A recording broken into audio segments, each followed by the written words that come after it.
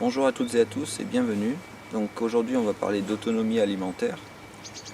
Il est relativement simple d'être autonome au niveau alimentaire si on a des moyens de conservation, notamment en faisant sécher les denrées alimentaires, par exemple des haricots, des céréales, ou en les congelant.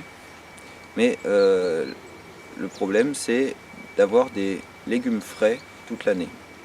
Et bien sûr je vous parle de légumes vraiment frais, et pas des légumes qui ont traîné pendant plusieurs jours, voire plusieurs semaines avant d'être vendus en supermarché.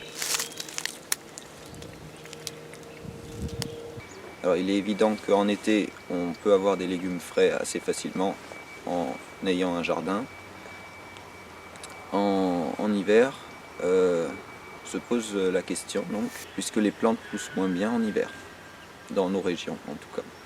Par exemple le chou, le brocoli par exemple, on va commencer à le semer en juin pour avoir les premières têtes de brocoli en début d'automne. Alors les choux en général, il y a une période de croissance à partir de la plantation jusqu'à la formation de la tête, qui est écrite sur le paquet, hein, donc il faut faire attention à ça. Donc, en général, moi j'utilise des choux qui ont une croissance rapide, ou une période de maturation assez rapide. Cette période, elle est pas de la graine jusqu'à la récolte, mais de la plantation jusqu'à la récolte. Hein. Bien faire attention à ça. Et le problème, c'est que le brocoli, il ne va pas pouvoir résister au gel en hiver. Là, il a gelé ici, il n'a pas gelé là. Donc ça, je peux encore le manger.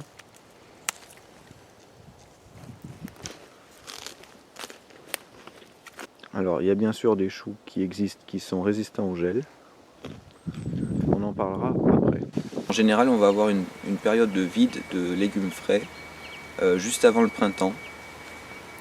Alors, on peut quand même conserver, par exemple, des pommes de terre, mais je ne sais pas si on peut considérer ça comme des légumes frais.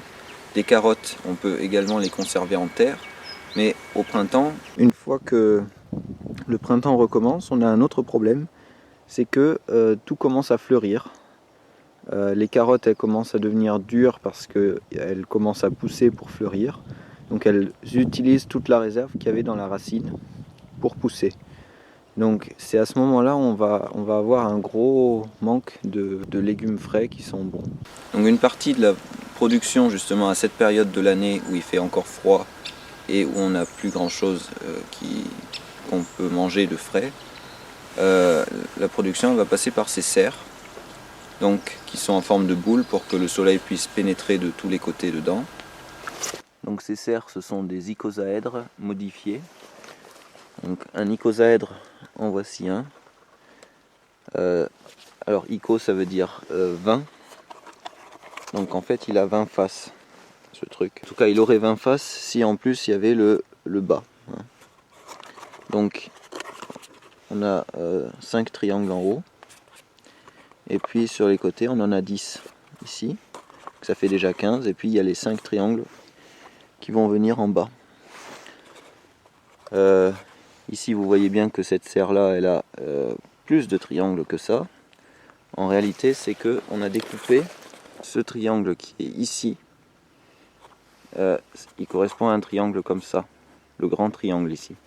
On l'a redécoupé en 4 triangles.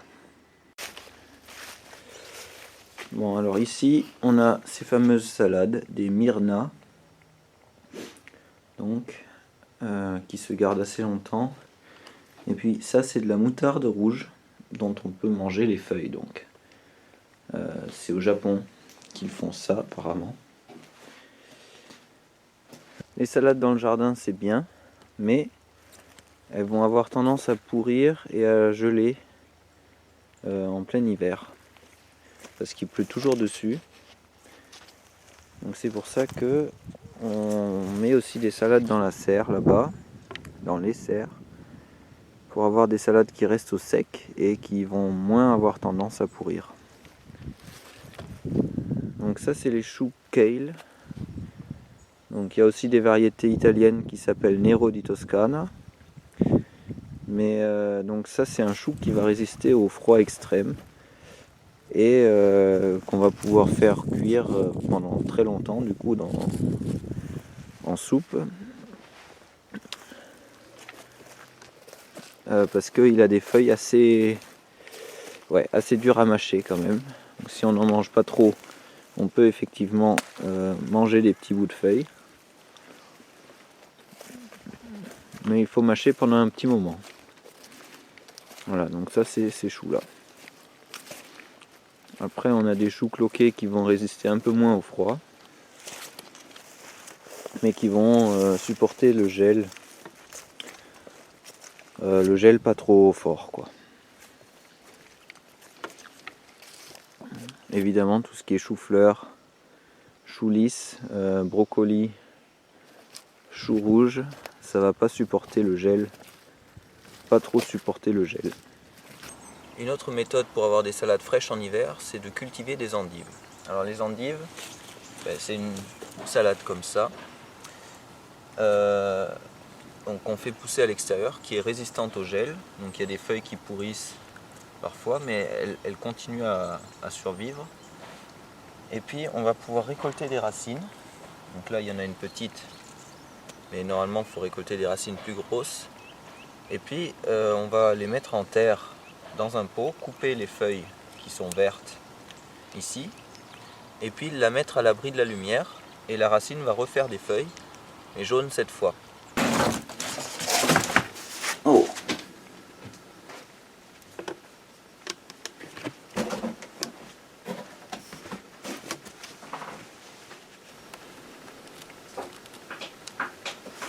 Alors pourquoi on fait tout ça? Parce que l'endive verte, quand elle est comme ça, elle est très très amère. Alors on peut la manger quand même, on l'a déjà fait, c'est mangeable, et c'est certainement, bon, ça a certainement des vertus aussi, mais les endives traditionnelles, elles sont jaunes parce qu'on les fait pousser à l'abri de la lumière dans un endroit chaud. Donc le truc c'est que ces endives là, tant qu'il fait froid, elles vont pas pousser beaucoup. Et dès qu'on va les mettre au chaud, dès qu'elles vont sentir que ça va, c'est peut-être le printemps, elles vont commencer à pousser. Et donc ça fait aussi que si on les laisse en terre comme ça, au printemps, elles vont commencer à vouloir faire les fleurs. Et les feuilles vont devenir de plus en plus filandreuses et donc on va avoir du mal à les manger. Donc c'est un peu le même problème que les carottes qui vont commencer à vouloir faire des fleurs aussi au printemps. Donc en fait c'est le début du printemps qui pose problème pour les légumes frais, hein, puisque tout commence à repousser et donc il faut commencer à cultiver des petites salades fraîches au printemps.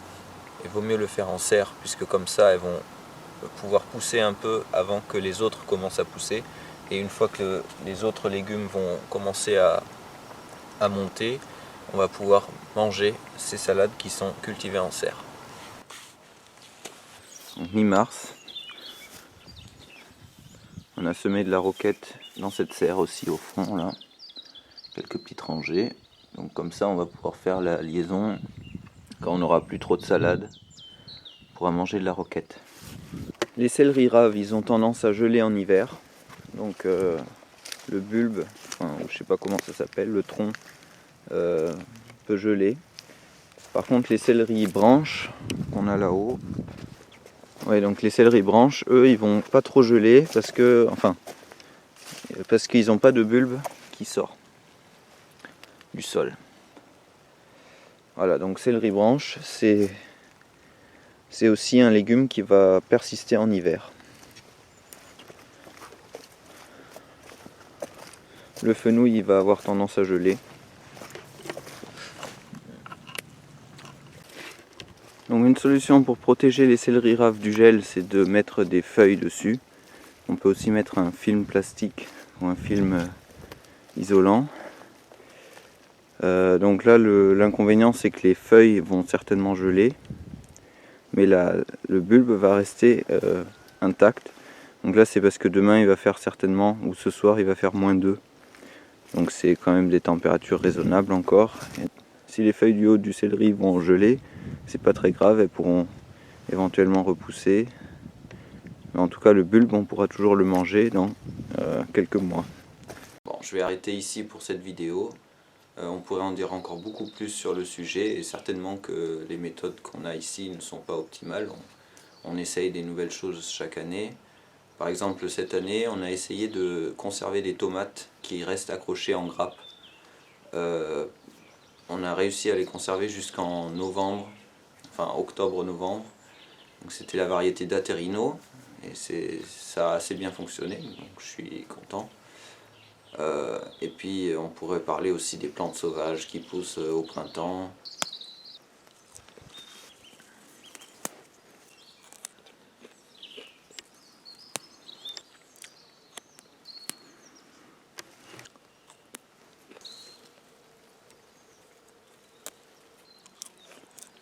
En ce moment même, je suis en train de planter des oignons pour avoir des oignons à partir de l'été. Et puis après, les oignons se conservent en hiver aussi, jusqu'au printemps où ils recommencent à pousser, à faire des feuilles. J'espère que cette vidéo vous a plu et je pense que je ferai une vidéo peut-être sur l'ail bientôt. Mais voilà, à voir. Et donc je vous dis à la prochaine.